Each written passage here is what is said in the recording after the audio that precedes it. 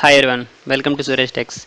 If you are visiting our channel for the first time or if you haven't subscribed to Suresh Techs, please do subscribe Suresh Techs. So in our previous tutorial we looked at image mapping. So the concept of image mapping is to map certain areas in an image. So we looked at few elements such as map and then area. A map is used to create a map with certain areas on top of an image, and then we used an element called area to provide the coordinates. So this is what we looked at in our previous tutorial, and in this tutorial we will look at background images. How to place a background image in an HTML page is what we will look today. So now let me create a new project. So I am going to start it with HTML element. Inside that I am going to keep a body, which is the displayable area in our application or in our page. Now let me save it as bg underscore images dot html, and I'm going to change the save as type to HTML. Awesome. Now consider I have an header Suresh text, and I'm going to close this. Now if I open that project, which is bg underscore images, I'm going to open it with Google Chrome. Now so it is displaying the header. So now if I want to provide a background image, right, if I want to provide a background image to this page, so how to do that? So there is a property, there is a CSS property called background image. Okay, so since I want to provide to the entire body, right, to the entire visible area, right, so to this entire visible area, so I'm keeping background image to the body, background image. So here you need to specify the path of the image. Okay, how do you specify the path of the image? Here you have to mention URL followed by a bracket and then closing bracket. Here you need to specify the path of your image. Okay, open the brackets and you need to specify it in a quotation marks.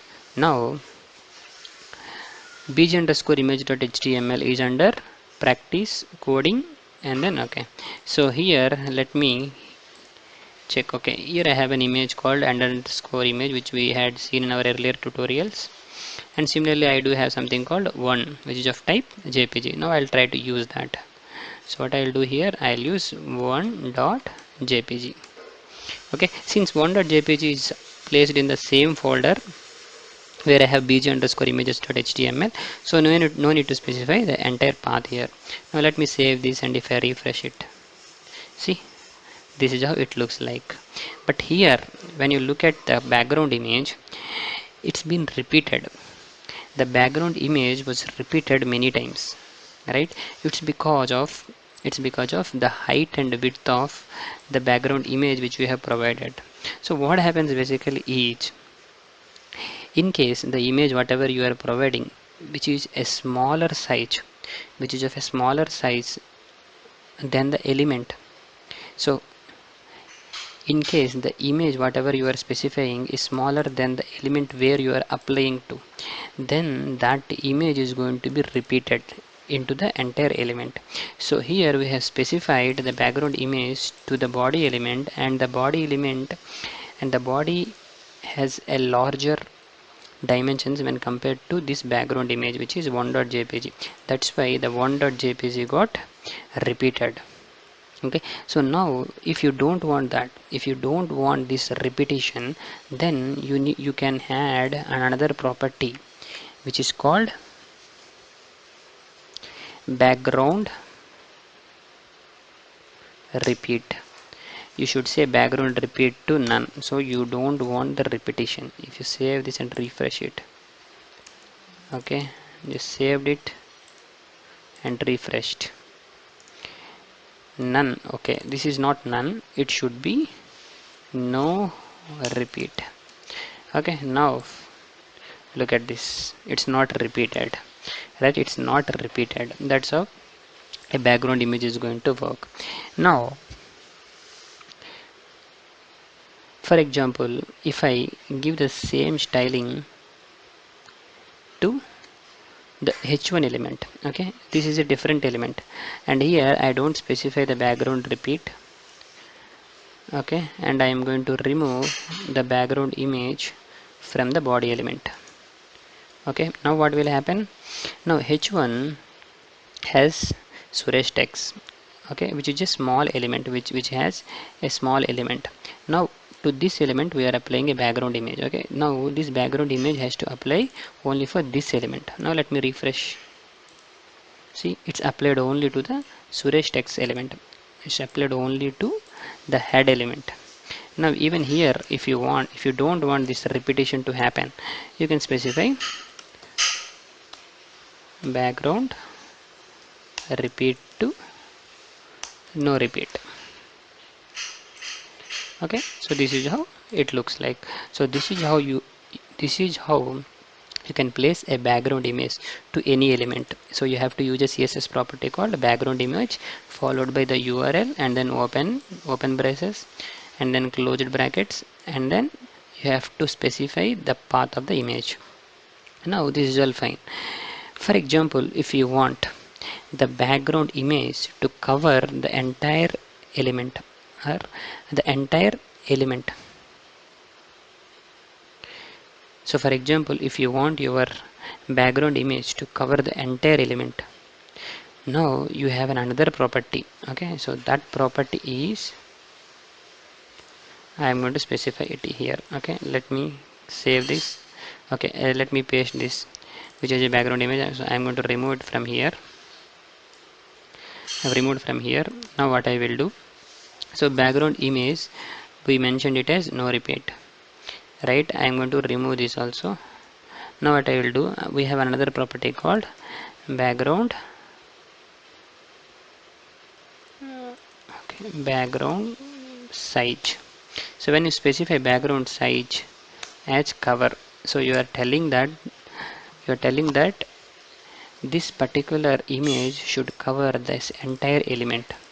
Okay, now if you refresh it, so this is how it looks like. Here there is no repetition, but the background image whatever you have specified has covered the entire element. So that's what happened here. So here if you remove this, what will happen? Okay, if you remove this and if you refresh it, it is going to be repeated. But instead, if you don't want the repetition, but if you want the instead instead if you want the background image to cover the entire element, you have to specify another property called cover on the background size. You have to specify another property background size with a value cover. Then it looks like this. Okay, this is working fine. Now if you want the background image to now if you want the background image to stretch to the entire background image to stretch to the entire element, okay, then you have another property. Okay, so that property is background size, the same thing whatever we had seen, the background size.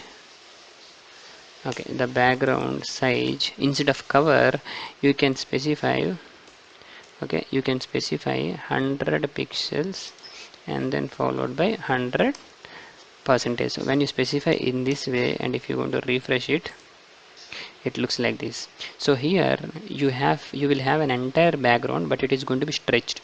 So in your previous case when you have mentioned background size as cover, so it's going to cover the entire element, but there may be chances where your image get cropped. But in this case if you specify the background size as 100% and then 100%, it is going to stretch. So here in the previous case we have used the background size as cover, so that's why there was some crop here, so the image got cropped. But here in this case when you specify the background size as 100% and then 100%, it is going to stretch the entire image in that element. Okay, now this is how it works. So these are the different options available for a background image. Okay, so using a CSS property called background image, we can provide the background images for an HTML page. So this is how it works. In case the image whatever you are keeping as a background has a lesser width than the element where you are placing it, then the image is going to be repeated. Similarly, if you want to cover your image entirely to that element, then you can use something called background size and you have to mention it as cover. You have to mention, then you can set the background size property to cover. Whenever you specify the background size property to cover, the image is going to cover to the entire element. Similarly, background stretch. So here you are not losing your image. That means there is no cropping happen. That means there is no cropping happening at your side, but the image is going to stretch entirely to that element. That's it for today. Please do subscribe to Suresh Text. Thank you so much.